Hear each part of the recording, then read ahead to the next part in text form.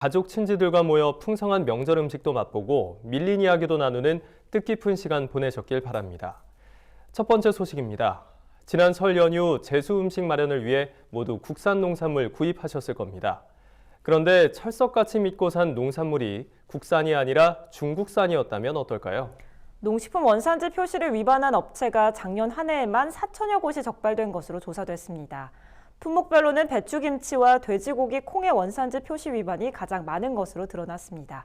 김인경 기자가 보도합니다. 서울에 사는 40대 주부 윤모 씨는 최근 한 음식점에서 불쾌한 일을 겪었습니다.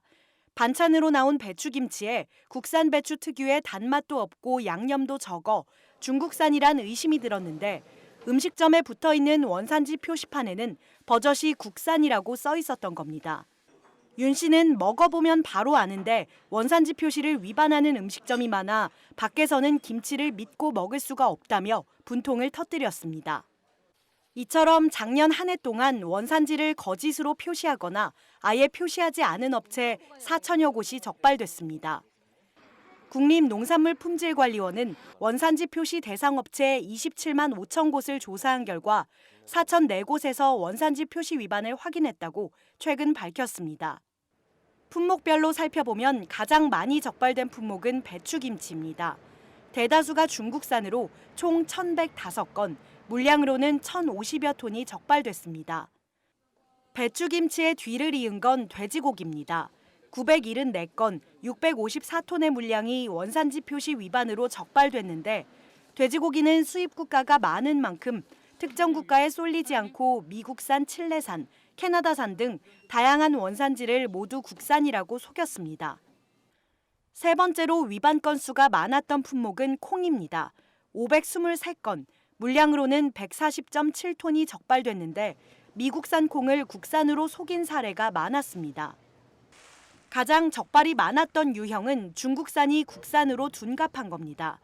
유통업체보다 음식점에서 적발이 더 많이 됐는데 중국산 배추김치를 국산으로 속이거나 중국산 버섯을 국산으로 속인 경우입니다. 다음으로는 미국산을 국산으로 속인 경우가 많았는데 미국산 쇠고기를 한우로, 미국산 돼지고기를 한돈으로 속여 판 겁니다.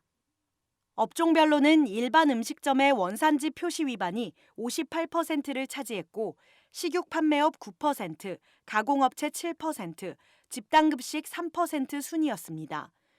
정육점보다 일반 식당에서 원산지 표시 위반 사례가 더 많이 적발됐습니다. 한편 정부의 원산지 표시 단속도 갈수록 진화하고 있어 눈길을 끕니다. 단속반이 육안에 의존해 국산과 외국산 제품을 일일이 대조하던 것에서 벗어나 보다 과학적으로 단속을 벌이고 있는 겁니다. 현미경으로 고춧가루 세포의 형태를 관찰해서 얼렸다 녹인 제품인지 분석하는 냉동 고춧가루 판별법이 대표적입니다.